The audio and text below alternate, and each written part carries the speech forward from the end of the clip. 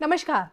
धर्म ज्ञान के दर्शकों का स्वागत है। मैं हूं आपके साथ कविता राणा और आज एक बार फिर हमारे साथ मौजूद हैं आध्यात्मिक गुरु स्वामी योगेश्वरन गिरी महाराज जी, जिन्हें ज़्यादातर लोग स्वामी योग के नाम से ज़्यादा जानते हैं। स्वामी जी, सबसे पहले तो आपका धर्म ज्ञान में स्वागत है। धन्यवाद। बहुत बहुत स्वागत मेरा तरफ से भी आपके सभी दर्शकों का और नमो नारायण सबको। जी, इन दिनों आपका एक वीडियो बहुत ज़्यादा ही सोशल मीडिया में वायरल हो रखा है और वीडियो में आपने 4 देशों के हिंदू राष्ट्र बनने की बात की है, जिसे हर कोई भविष्यवाणी के तौर पर देख रहा है। क्या ये मुमकिन है? क्योंकि प्रैक्टिकली देखा जाए तो आज की परिस्थितियों को देखते हुए जब हम भारत को हिंदू राष्ट्र, सनातन राष्ट्र आधिकारिक तौर पे घोषित करने की मांग करता है देश का संत समाज, तो उसमें कई ऐसे बुद्धिजीवी लोग हैं जो ये तर्क देते कि ये पॉसिबल नहीं है, क्योंकि भारत एक धर्मनिरपेक्ष छवि वाला देश है और आप यहाँ पे 4 देशों के हिंदू राष्ट्र बनने की बात कह रहे हैं। इसके पीछे का मैं कारण आपसे जानना चाहूंगी, कैसे ये मुमकिन हो पाएगा? सबसे पहले तो मैं कहूं कि जिन लोगों को 4 सुनकर के भी दिल बैठ रहा है, मैं उनको डराना नहीं चाहता हूं। 4 मैंने बहुत कम बताए हैं आपको। अगर मैं फिजी, मॉरिशस के अलावा और भी जो राष्ट्र हैं जहां पर 40% से ज्यादा हिंदू पॉपुलेशन है, तो ऐसे 8 और देश हैं।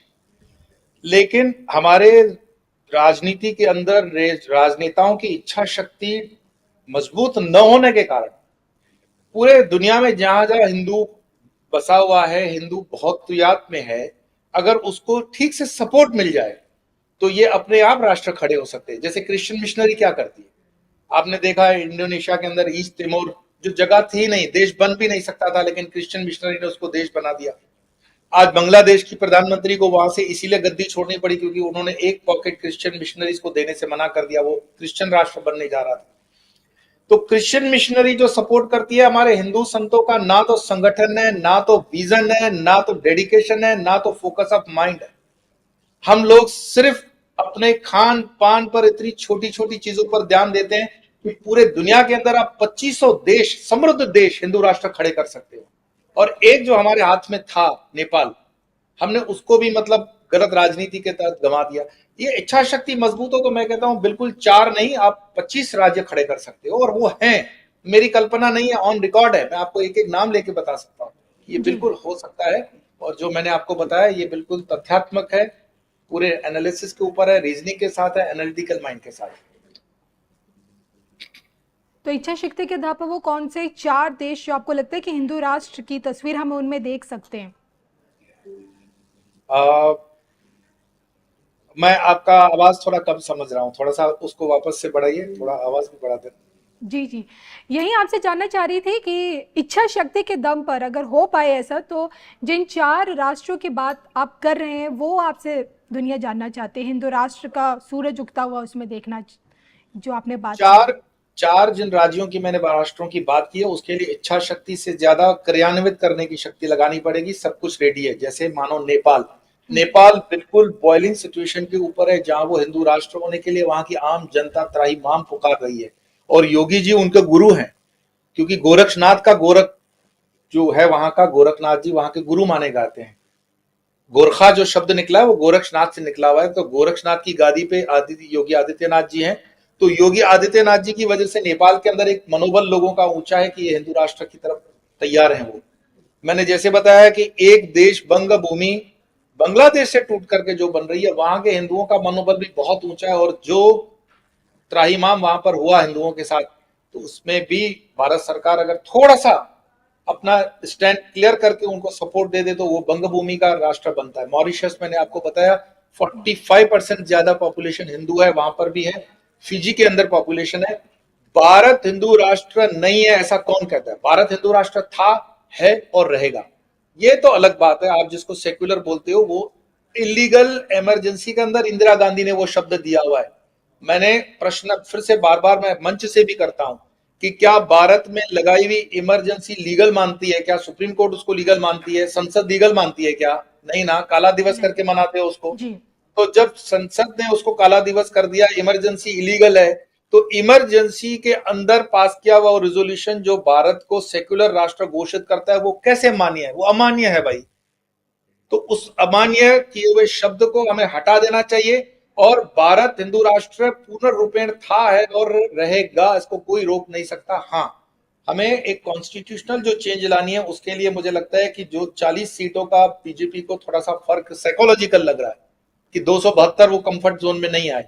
इस वजह से आप देख रहे हो कई लोग आजकल बुद्धिजीवी बोलते हैं कि मोदी जी आजकल यू टर्न करने लगे हैं। क्या उम्र का उनके ऊपर असर होने लगा है क्या? बात उम्र के हिसाब की नहीं है। हिंदू अगर थोड़ा सा धर्म के प्रति वफादार हो, थोड़ा सा समर्पित हो, ये 40 सीटों कोई बहुत बड़ी बात नहीं है, लेकिन आने वाले चुनावों के अंदर भी हिंदू संगठित होकर के करे, जातिवाद से ऊपर उठ करके करे, अपने निजी स्वार्थों के ऊपर उठ करके वोटिंग करे और बाहर निकल के वोटिंग करे, ऐसा नहीं पिकनिक करने चला जाए। तो कोई दुनिया की ताकत नहीं कि हिंदुस्तान को हिंदू राष्ट्र करने में आपको कोई रोक रहा है।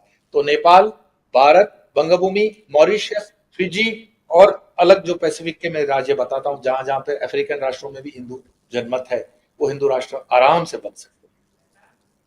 आपकी इन्हीं बातों को सुनकर कुछ लोग ऐसे हैं जो ये भी कहना आपसे जानना चाह रहे होंगे कि यही इच्छा शक्ति क्या भविष्य में हमें यूपी के मुख्यमंत्री योगी आदित्यनाथ के दौर पे देखने को मिलेगा, और जिनके प्रधानमंत्री की भविष्यवाणी आप खुद भी कर चुके हैं।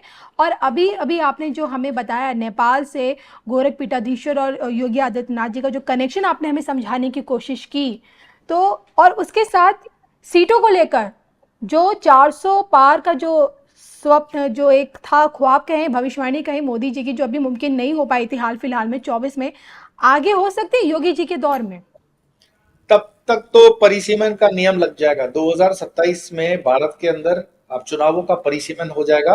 आपके ये 542 सीट बढ़कर के 800 सीट के करीब लोकसभा की सीट्स हो जाएगी। और 800 सीट में भी मैं कहता हूं भाजपा को भी बहुत नीतिगत चलना पड़ेगा। जो उनका कोर वोट बेस है, उसको नाराज करके आप किसी से भी इंपोर्ट करके लाओगे, किसी कांग्रेसी को दे दोगे, तो वो ठीक नहीं है। आपका कार्यकर्ता नाराज हो जाता है। और जो कोर वोटर है भाजपा का, वो भाजपा को वोट क्यों कर रहा है? भाजपा को वोट करने वाला हिंदू ही तो है। और हिंदू की अपेक्षा क्या है? अगर उन अपेक्षाओं को भाजपा पूरा नहीं करती है तो वो वोटर वहां से हट जाएगा। कांग्रेस के पतन का कारण क्या है? कांग्रेस के पतन का कारण मात्र इतना है कि कांग्रेस ने माइनॉरिटी को खुश करने के लिए तुष्टीकरण की नीति के आधार पर आकर हिंदुओं को नाराज कर दिया है। अगर मैं आज भी कहता हूं विधिवत से कांग्रेस माफी मांग ले हिंदुओं से, तो आप देखोगे कांग्रेस राज्य में वापस से सरकार खड़ी कर सकती है। लेकिन भगवान उनको बुद्धि नहीं दे रहा, और विनाश काले बुद्धि विपरीत। तो हिंदुओं का मनोबल इसीलिए भाजपा के साथ जुड़ा हुआ है, क्योंकि हिंदुत्व को लेकर के भाजपा चल रही है। लेकिन आजकल जो कुछ हम देख रहे हैं, कुछ बिल्स के अंदर यू टर्न, हिंदू आहत जरूर है, लेकिन ये हमारी स्वयं की भूल भी है कि जो यूपी के अंदर 40-30 सीटों का फर्क आया, इससे एक फर्क तो निर्णयात्मक पड़ता ही है। और सबसे बड़ी बात, मैंने एक बात खुल करके बोली थी, भाजपा का जो पीटी सेल है वो बिल्कुल सोया हुआ कंडम सेल है, वो कोई काम नहीं कर रहा है। इससे अच्छा काम तो कांग्रेस वाले कर रहे हैं। आईटी सेल का काम क्या होता है, सोशल मीडिया सेल का काम क्या होता है कि आपको एकदम अप टू डेट अपने जानकारियों को जनता तक पहुंचाना होता है। लेकिन गलत जानकारियों को रोकने में भी भाजपा का आईटी सेल विफल रहा है। इस वजह से भी उनको नुकसान हो रहा है। तो उनको आत्मचिंतन करना पड़ेगा। ऐसा नहीं है, ये राजनीति मेरा विषय नहीं है, बट ये वो चीजें जो राष्ट्र से जुड़ी हुई है, आम आदमी उसको देख रहा है, रोजमर्रा के जीवन में वो बातें होती है। लेकिन नेता अपने Z+ कैटेगरी में इतने सुरक्षित बैठे हैं कि उनका आम आदमी से नाता कट चुका है। तो उनको पता ही नहीं चल रहा है कि देश में हो क्या रहा है। हिंदू तो आज भी अपेक्षा रखता है भाजपा से, और आज भी वोट कर रहा है। लेकिन हिंदू राष्ट्र में कैसे विडंबना है कि आज हिंदुओं में बटा हुआ भी नजर आ रहा है। तभी तो देखिए हाल फिलहाल में जन्माष्टमी के मौके पर कृष्ण जन्मभूमि से ही योगी आदित्यनाथ जी का एक बड़ा बयान सामने आया। उन्होंने ये कहा कि अगर बटोगे तो फिर कटोगे, एकता रखोगे तो नेक रहेगा। मैं मानता हूं ये जो आप देख रहे हो कि योगी जी का बयान हो या बागेश्वर धाम जी का भी बयान हो, वो ठीक है। कभी कभी समीकरण थोड़े बदलते हैं राजनीति के अंदर, और समीकरण बदलने से कोई इतिहास नहीं बदल जाता है। छोटे काल के लिए मानो कि कोई गैर भाजपी अयोध्या में जीत गया, अयोध्या में नहीं जीता भाई, वो फैजाबाद में जीता। जी। अयोध्या में तो भाजपा ही जीती। लेकिन जो भाजपा का था ना, सबका साथ सबका विकास, गलत है। सबका साथ सबका विकास कभी नहीं हो सकता। जो दे साथ उसका करो विकास, और जो न दे साथ तो उनको पता है कि उनको दे दो उनके हाथ। तो आप जो आपके कभी थे नहीं, हो नहीं सकते, होंगे भी नहीं। तो उससे आपके मूल जो कोर वोटर है हिंदू वाला, वो आप उसको लूज कर रहे हो। तो भाजपा को ये चाहिए कि अपने कोर वोटर को, उसके मन को समझ करके उसी तरह की नीतियां निर्धारित करे, उसी तरह पॉलिसीज को ड्राफ्ट करें, तो उनका वोट ठीक से इंटैक्ट भी रहेगा और आने वाले दिनों में जो ये समस्या हुई है वो समस्या भी नहीं होगी।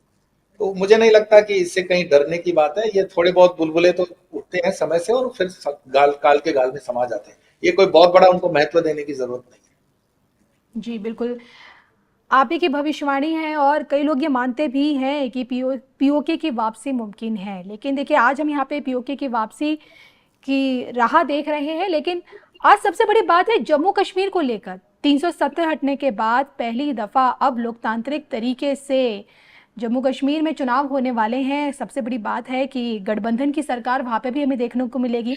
अब्दुल्ला एंड राहुल कंपनी की वहाँ पे हमें पार्टी दिखेगी और सामना होगा भाजपा का। आपसे जानना चाहती हूँ, जम्मू कश्मीर बहुत ही अहम रोल है हमारे देश में, और आपको क्या लगता है किस तरह की परिस्थितियां जम्मू कश्मीर में देखने को मिलेंगी और जम्मू कश्मीर की जनता अब की बार किसका साथ दे पाएगी? किस तरह का भविष्य आपको अब नजर आ रहा है आत्मनिर्भर भारत में जम्मू कश्मीर का? मैं माननीय खड़गे जी का भाषण सुन रहा था कश्मीर को लेकर के। वो चिल्ला रहे हैं अगर हम कश्मीर जीत गए तो पूरा भारत जीत जाएंगे। अब उनके सामान्य ज्ञान पर एक प्रश्न चिन्ह खड़ा होता है कि कश्मीर तो अब्दुल्ला भी जीते थे, तो क्या पूरा भारत जीत जाएंगे? तो खड़गे जी या कांग्रेस वालों को अपना कॉमन जो जनरल नॉलेज है वो अपडेट करना चाहिए। कश्मीर भारत नहीं है, भारत में कश्मीर है। रहा सवाल कश्मीर एक इंडी गठबंधन के जीने मरने का आखिरी सोर्स है। इसको साम दाम दंड भेद छल बल कौशल से वो जीतने का प्रयास करेंगे और उसमें जॉर्ज सोरेस जैसे लोग फंडिंग भी कर रहे हैं, विदेशी मीडिया उसमें इंटरेस्ट ले रही है, इसमें अमेरिकन इंटरेस्ट भी है, और साथ साथ में इसमें दुनिया के जो दूसरे ऑर्गेनाइजेशन है वो इस इलेक्शन को डिस्टर्ब करने की पूरी कोशिश कर रहे हैं जी। और हमें लगता है कि नेशनल कॉन्फ्रेंस और कांग्रेस का गठबंधन हुआ है। नहीं, इसमें पीडीपी भी तो बोल रही है कि मैं आपको समर्थन देने को तैयार हूं। जी। तो मतलब यहां पर कोई पॉलिसी मेकिंग डिसीजंस नहीं है। जो डिसीजन वो ये है कि भाजपा के खिलाफ कोई भी हो वो इकट्ठा होकर के भाजपा के सामने खड़े हो जाते हैं। अब भाजपा को ये समझना है कि कश्मीरियों के लिए जो उन्होंने काम किया है, जम्मू के बारे में तो मुझे पूरा भरोसा है कि जम्मू में भाजपा पूरे बहुमत से जीत रही है। रहा सवाल जम्मू के आगे कश्मीर के अंदर, अगर भाजपा 4 to 6% भी स्विंग करवा पाई वोट को, जो कि हक बनता है उसका, और वहां का युवा भाजपा को वोट कर ले, तो मैं कहता हूं हमेशा हमेशा के लिए कांग्रेस और नेशनल कॉन्फ्रेंस की दुकान बंद हो जाएगी और भाजपा अच्छे बहुमत से कश्मीर में सरकार बनती हुई दिख रही है, क्योंकि जम्मू के अंदर भाजपा जीत रही है। बाकी घर का बेदी लंका डाय, कोई महत्वाकांक्षी राजनेता खड़े होते हैं तो उनको समय सर कैसे बर्फ में लगा देना है वो पार्टी को निर्णय करना है, हमें निर्णय नहीं करना। तो जम्मू में पूर्ण बहुमत से भाजपा जीत रही है, कश्मीर के अंदर 4 to 5% स्विंग होने से ही भाजपा पूर्ण बहुमत से सरकार बना लेगी।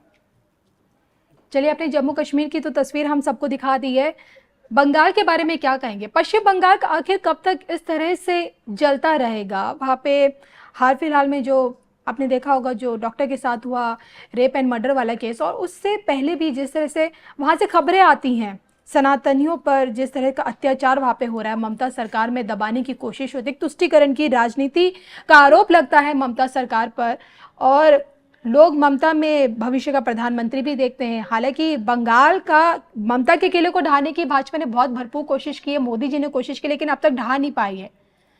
बंगाल का भविष्य आपके नजरिए से क्या लगता है? कई लोगों का यह भी कहना है कि आज का बंगाल कल बांग्लादेश भी बन सकता है, अगर परिस्थितियां ऐसी ही रही, अगर समय रहते हिंदू नहीं जागे तो। कभी कभी ऐसा होता है कविता जी, मैं आपको इस चुटकुले के माध्यम से समझा दूंगा कि एक श्रीलंकन और अमेरिकन आपस में बात कर रहे थे, तो बोले दोनों देशों में अगर युद्ध हो जाए तो श्रीलंकन जीत गया तो क्या होगा? अमेरिका से श्रीलंका जीत नहीं सकता, वास्तविकता है नहीं जीतेगा, लेकिन जीत गया तो क्या होगा? तो कभी कभी हमें लगता है कि ये किला हम जीतेंगे तो बहुत बड़ा हमें कुछ प्राप्त होने वाला है। बंगाल के अंदर इकोनॉमी की स्थिति बहुत खराब है, एक। दूसरा, वहां के समीकरण, अब जाति समीकरण अलग है, और वहां कांग्रेस से और दूसरी पार्टियों से पूछा जाए कि राष्ट्रपति शासन लगाने का ये बिल्कुल सही समय था। तो भाजपा की इच्छा शक्ति थोड़ी काम कर जाती है और दूसरी पार्टियां तो सपोर्ट में थी, राष्ट्रपति शासन लगा, क्यों नहीं लगाए? तो कोई है जो निर्णय लेने के लिए थोड़ा सा हिचकिचा रहे हैं। बाकी वहां के लोग जो बंगाल के अंदर हैं, एटलीस्ट मैं हिंदुओं के विषय में तो जानता हूं कि वो खफा चल रहे हैं, पर वास्तविकता ये है कि अब मुस्लिम भी वर्तमान सरकार से पूरी तरह से नाराज हैं और खफा हैं। लेकिन इस चीज को टाइमली एक्शन में लाना और उसको इम्प्लीमेंट करना, ये तो सरकार का काम है। जी अब सुप्रीम कोर्ट ने जो टिप्पणी की, हाई कोर्ट ने जो टिप्पणी की, उससे ज्यादा आपको और क्या चाहिए? आपको प्लेट पे रख करके दिया है कि राष्ट्रपति शासन लगने के लिए बिल्कुल सही समय है, लेकिन वो नहीं लगा पा रहे हैं। नहीं लगा पा रहे हैं, ऐसा नहीं कि कांग्रेस यहाँ विरोध कर रही है, नहीं, कांग्रेस विरोध नहीं कर रही है, कम्युनिस्ट पार्टी विरोध कर रही है, नहीं कर रही है, तो कौन विरोध कर रहा है? मैं ऐसा मानता हूं, मैं गलत भी हो सकता हूं, कि राजनीति के अंदर डील होते हैं। तो डील होते हैं, तो राज्यसभा के कुछ बिल्स के लिए अगर टीएमसी ने बोल दिया होगा कि हम आपको सपोर्ट करते हैं, तो राष्ट्रपति शासन को डिले किया जा सकता है, वो डिले हो गया होगा। और राजनीति इन्हीं संभावना का खेल होती है, वो हमारी भावनाओं पे नहीं चलती है। बिल्कुल, ये तो आपने ठीक ही कहा कि राजनीति तो संभावनाओं का खेल है। और राजनीति के एक और राजनीतिज्ञ हैं राहुल गांधी, और जिनके लिए हमेशा इन दिनों तो यही कहा जा रहा है कि हर मुद्दे पर राहुल गांधी बोलते हैं, खुद को तो हिंदू बताते हैं, लेकिन बांग्लादेश में बंगाली हिंदुओं के साथ जो मारकाट मची उस पर उन्होंने एक शब्द नहीं बोला, उस पर कोई पोस्ट नहीं लिखा। लेकिन फिलिस्तीन में कुछ होते हैं तो उस पर एक लंबा चौड़ा पोस्ट लिखते हैं। और इसका उदाहरण तो देखिए संसद में भी किरण रिजिजू ने दिया, और नहीं, माफ़ कीजिए, दूसरे केंद्रीय मंत्री ने दिया, और हाल फिलहाल में तो मुख्यमंत्री योगी आदित्यनाथ ने भी दिया। और अगर अभी देखा जाए तो राहुल गांधी की दोहरी नागरिकता वाला मसला बड़ा चर्चा में है सुब्रमण्यम स्वामी की वजह से। और कई उन पे कई गंभीर आरोप लगे हैं बांग्लादेश की मीडिया की तरफ से कि वो विदेशी ताकतों से मिले हुए हैं, बांग्लादेश में जो हुआ है उसके पीछे भी राहुल का हाथ है। तो क्या लगता है आपको, राहुल गांधी का आगे का पॉलिटिकल फ्यूचर और आगे की परिस्थिति क्या कहती है उनके लिए? कविता जी, मेरा एक वीडियो बहुत अच्छा लोगों ने पसंद किया, जी जो बिल्कुल एनालिसिस के बेस पे मैंने किया था कि राहुल गांधी अरेस्ट होने वाले हैं बहुत जल्दी, और उसके 5 कारण उस वीडियो में मैंने बताए हैं। एक, ये दोहरी नागरिकता का मुद्दा बनता है। एक, हेराल्ड केस के अंदर जो ईडी की जांच चल रही है उसमें वो फंस रहे हैं।